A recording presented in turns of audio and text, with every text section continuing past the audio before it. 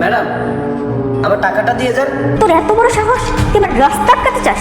দাঁড়া, আর বেশি কথা বললে পুলিশ ডেকে তোকে এবার জেলে পাঠাবো। আরে দোস্ত, পার্টিতে ঢুকতে লাগে। এই তো আমি জাস্ট চলে আসি। হ্যাঁ, ও শিট, জুতাটা কাদা লেগে গেল। এখন এই নোংরা জুতা আমি কিভাবে পার্টিতে যাব? ওই তো একটা মূর্তি দেখা যাচ্ছে, ওর কাছ থেকে জুতাটা পরিষ্কার করি।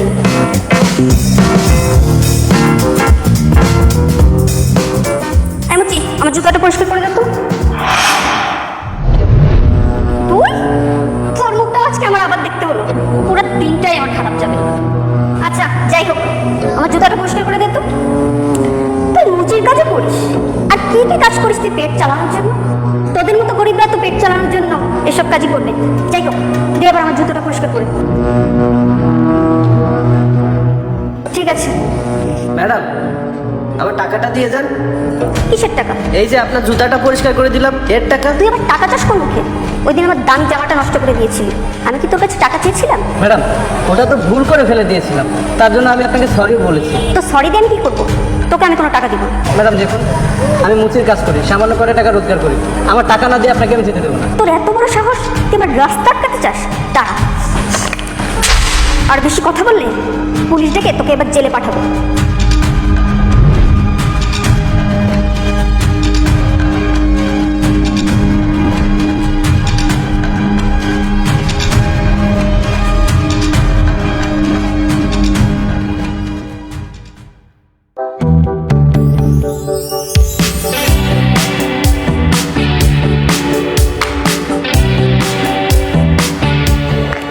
সব ডকুমেন্টস নিয়েছো তো?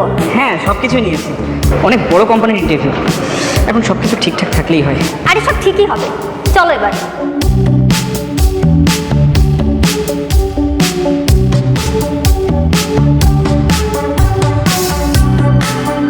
May I come in, sir? Yes, ma'am.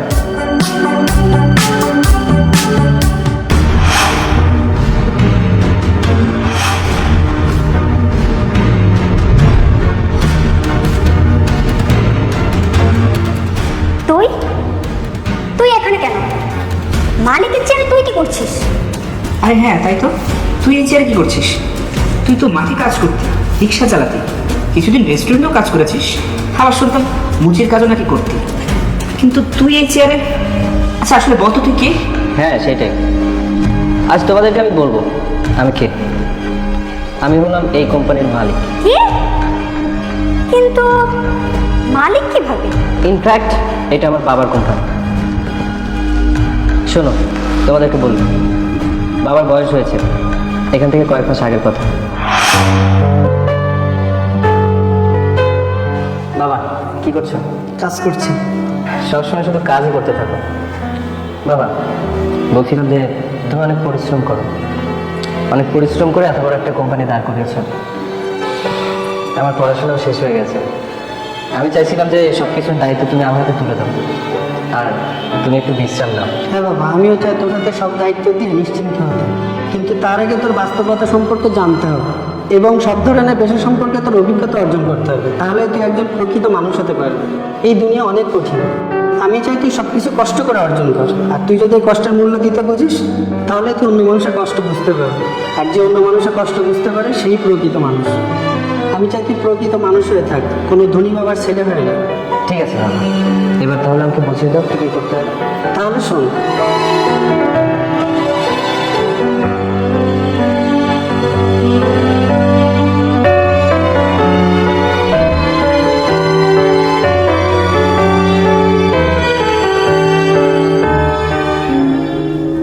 বাবা, তুমি আসলে ঠিক কথাই বলেছিলে, বাস্তবতা আসলে অনেক কঠিন। আমি তোমার কথা মতো অনেক কাজ করেছি, অনেক ধরনের পেশার অভিজ্ঞতাও নিয়েছি, বুঝতে পেরেছি যে জীবনে চলতে গেলে সব কিছুরই প্রয়োজন আছে। অনেক কিছু শিখলাম আমি। আমি তো এটাই চেয়েছিলাম। আজ আমি অনেক খুশি, আমার সব দায়িত্ব তোর হাতে দিয়ে আমি নিশ্চিন্ত হতে চাই।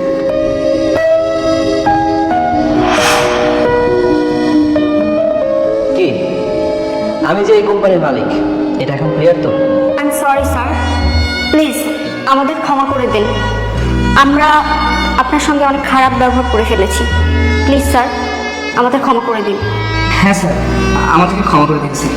আমরা এখানে ইন্টারভিউর জন্য এসেছিলাম স্যার। আমাদের চাকরিটা খুব প্রয়োজন স্যার। ক্ষমা? এখন ক্ষমা চাইছে আমার কাছে? কদিন আগেও মনে হয়নি যে আমার কাছে ক্ষমা চাওয়া উচিত, যখন আমার সাথে খারাপ ব্যবহার করেছিলে? অনেক অহংকার তোমাদের, তাই না? কোথায় গেল সেই অহংকার? এখন তো আমার সামনে এসে হাত জোর করে মাপ চাইছো, একটা চাকরির জন্য কান্নাকাটি করছো, যাকে তুমি গরিব বলে অপমান করেছিলে। মনে আছে সেদিনের কথা? তোমার পোশাকে হালকা একটু দাগ লেগেছিল, আমি বলেছিলাম ইচ্ছা করে করবি, কিন্তু না, তারপরে আমাকে মাফ করো। আমাকে দিয়ে জুতা পরিষ্কার করিয়েছিলে, কিন্তু তারপর পারিশ্রমিক আমাকে দাও না। আমার জায়গায় যদি অন্য কোনো গরিব মানুষ থাকতো, তাহলে তার রিজিকটা নষ্ট হয়ে যেত। ও কি যেন বলেছিলে? আমি গরিব, অশিক্ষিত, ছোট লোকের বাচ্চা, আমার পোশাক দেখলে বোঝা যায়। এখন বুঝতে পারছো কারা আসল ছোট লোক? আর দেখো তোমাদের ভাগ্য, একদিন যার পরিশ্রমের টাকা মেরে দিয়েছিলে, আজকে তার কাছে আসতে হলো চাকরির জন্য। তোমরা এতটাই অমানুষ যে মানুষের কর্ম আর পোশাক দেখে তাকে বিচার করো। গরিব মানুষের সাথে খারাপ ব্যবহার করতে তোমাদেরকে একটু দ্বিধাবোধ হয় না। পুঁথিগত বিদ্যা থাকলে মানুষ শিক্ষিত হয়ে যায় না। প্রকৃত শিক্ষিত হতে গেলে যে গুণ দরকার হয়, সেটা তোমাদের মধ্যে নেই। শোনো, আমার এই কোম্পানিতে তোমাদের মতো মানুষের কোনো প্রয়োজন নেই, যাদের মধ্যে কোনো মনুষ্যত্ব নেই। আমার এখানে কাজ করতে গেলে মেধাবী আর পরিশ্রমী মানুষ প্রয়োজন, যেটা তোমাদের মধ্যে নেই। আর শোনো, আমার এখানে কাজ করতে গেলে যারা মানুষকে সম্মান দিতে জানে, তাদের অগ্রাধিকার সবার আগে। একটা কথা শুনে রাখো, ডোন্ট জাজ এ বুক বাই ইটস কভার।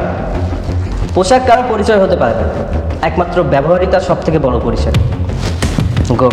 এমন করবেন না স্যার, সত্যি আমাদের অনেক বড় ভুল হয়ে গিয়েছে। প্লিজ স্যার, আমাদের একটা সুযোগ দিন sir. Please sir. Get lost!